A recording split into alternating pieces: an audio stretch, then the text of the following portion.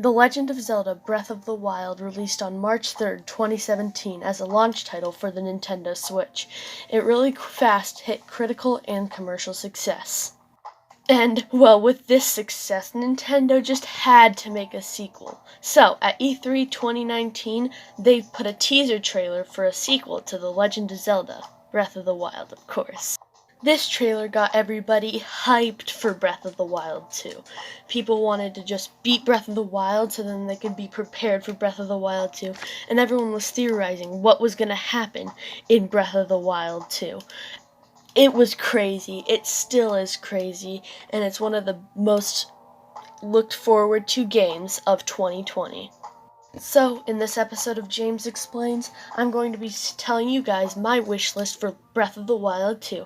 It's basically going to be what I want to see in it, what I don't want to see in it, and what could be added to the game. Now, I don't want this game to pull off a Super Mario Galaxy 2, where they basically just say, hey, you know everything that happened in Super Mario Galaxy? Yeah, we're just going to make it the plot the exact same thing. I don't want to see that in this game. I want to see a continuation of the story. I don't want it to be you wake up after 100 years again, you gotta save Hyrule, blah blah blah. I want to see it so it's like different than Breath of the Wild, but still stays true to the original. While I want elements from the original into the sequel, I don't want all elements into the next game.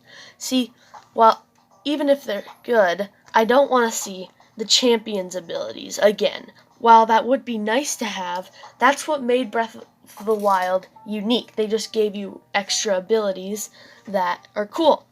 While I want to see something like champion abilities, but I don't want to see champion abilities again, like Mipha's Grace, Rivali's Gale, yada yada yada.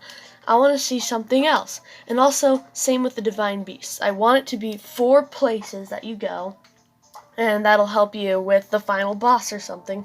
But I don't want to see the Divine Beasts again. Maybe it's something like dungeons or something, even though that's overused in like every single Zelda game.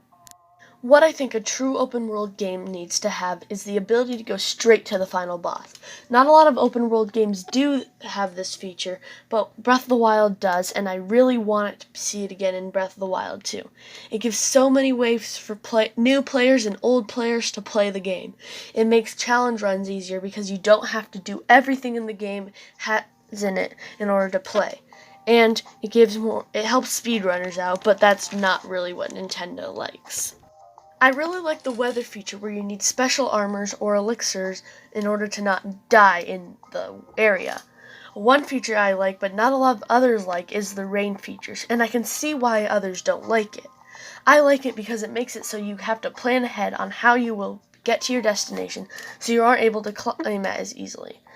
And you might need to look for a different way to get to your destination. But the reason nobody likes it is because it makes it near impossible to climb anything without slipping and, well, falling to your doom. So, an easy fix to this is an armor or an elixir to make it so you can climb in the rain and not fall and, well, die. Now, one thing I think that was missing in Breath of the Wild was an online feature. I know it might be difficult, but the fact that Link Between Worlds had it and not Breath of the Wild is kind of sad. It could simply be kicking your friend's ass in a 1v1, or they can make it so you could beat the entire game with them. But they can't make it so that the resources are doubled like armor in the overworld. You would need to work twice as hard in order to find items, but maybe there could be a shop in a town or a merchant that sells you armor, but it only shows up in the shop after you collect it in the overworld. Another thing I feel is left out of Breath of the Wild is post-game content. A lot of Zelda games don't have post-game content, but I think some traditions just need to be thrown out the window. Actually, now that I think about it, all Zelda games don't have post-game content. Let me know down in the comments if there are any, and I'm just an idiot. Anyways, in Breath of the Wild 2, I want to be able to explore the final area like Hyrule Castle without trying to not die from Ganondorf's sex dolls. I mean, monsters. One thing I feel Breath of the Wild did great was the fact that they tell you nothing! All you need is a small list of useless skills and bada bing, bada boom, we are nice and dandy. I think the reason they did this is so that players can play in their own way. This needs to stay so that it teaches babies that this is big boy town. Take off those diapers and put on some pants. There's a princess to save, goddammit. A weird tradition that Nintendo has in their games is that almost none of their games in any series really connect together. The closest I could find that was connected was Ocarina of Time and Majora's Mask, and even that game didn't really have any similarities together.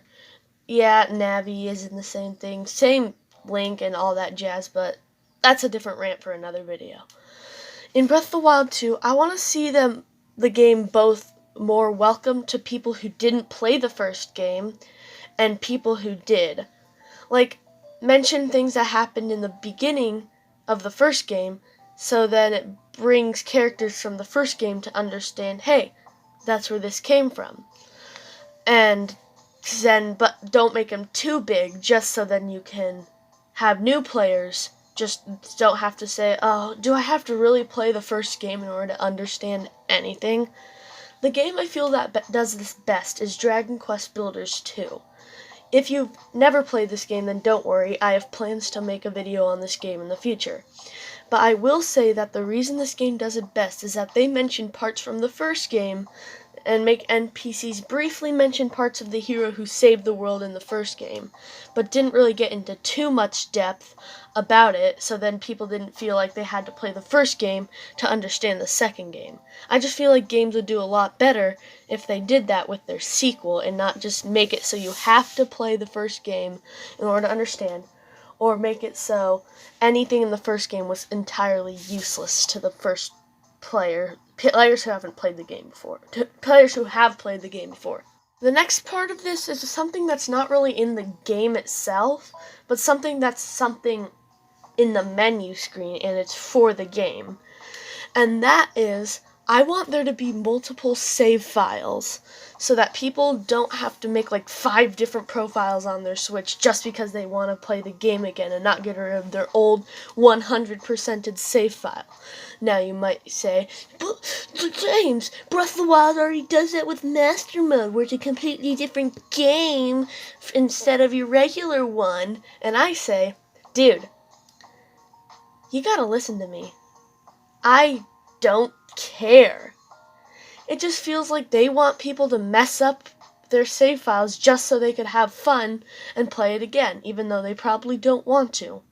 Also, another minor thing, but I won't get into too much depth, Nintendo, please let us customize your button layout. It's just way more convenient for... I want Breath of the Wild 2 to pull a little bit of a Metroid Prime, but different.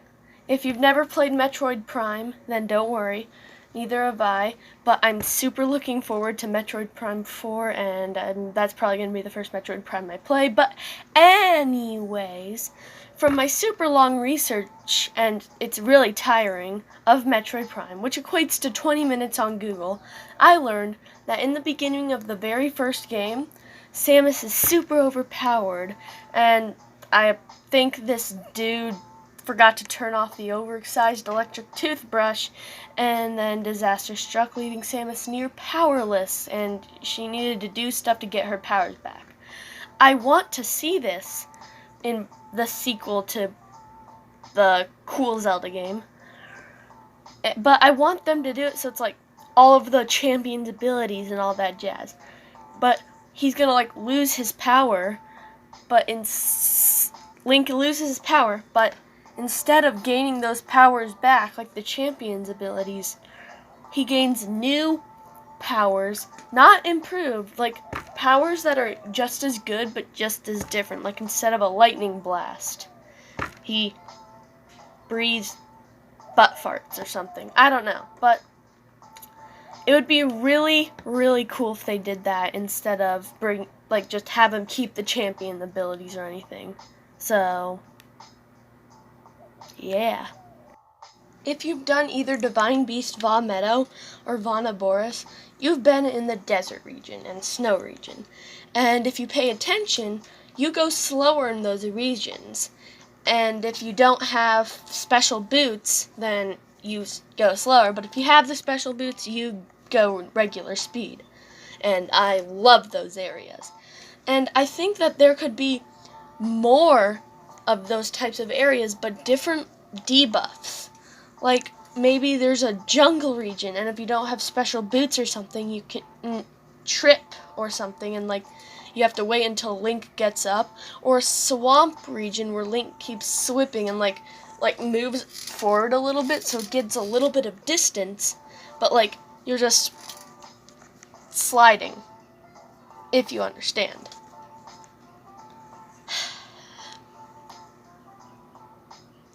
I don't have any other ideas for region debuffs, so let me know if you have any down in the comments below. And that would be cool. I know this video is supposed to be a video on what I want to see in Breath of the Wild 2 and not what other people want to see, but my friends want to see it, and I'm going to mention it because I can, and it's my video, so shut up. And that would be the ability to play as Zelda. You know Zelda. The Zelda, yeah. I mean, it would be interesting, but it should be a small segment of the game where you play as Zelda, not the entire game. Because if we were able to play as Zelda for the entirety of the game, and that kind of breaks tradition.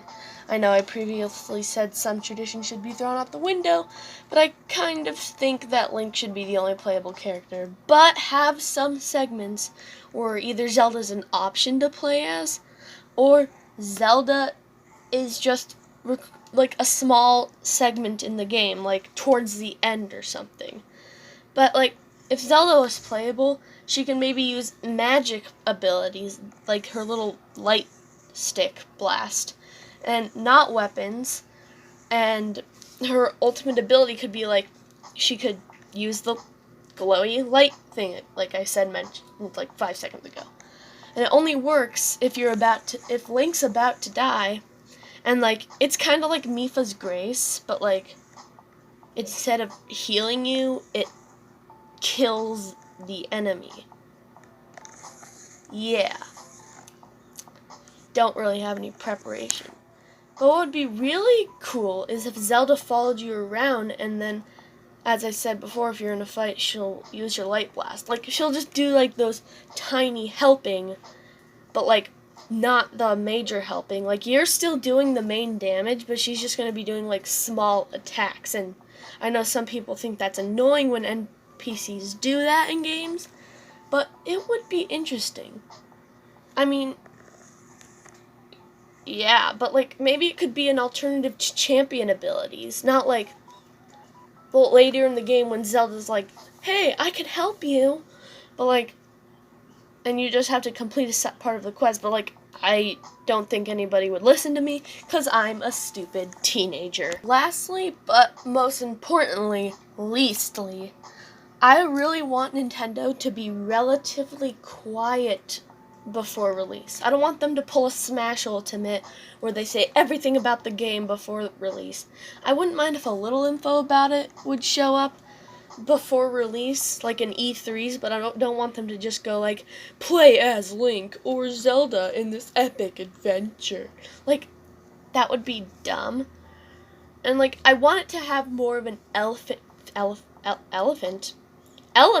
of surprise to it than stuff fans would already know, because if you're a fan, then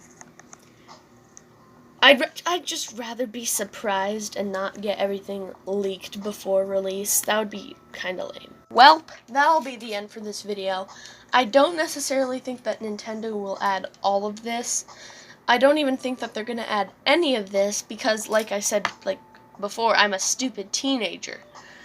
But all I really want this game is to be good and worth the $60 I'm going to pay for it. Let me know in the comments if you have things you want to see in Breath of the Wild 2 that I didn't mention.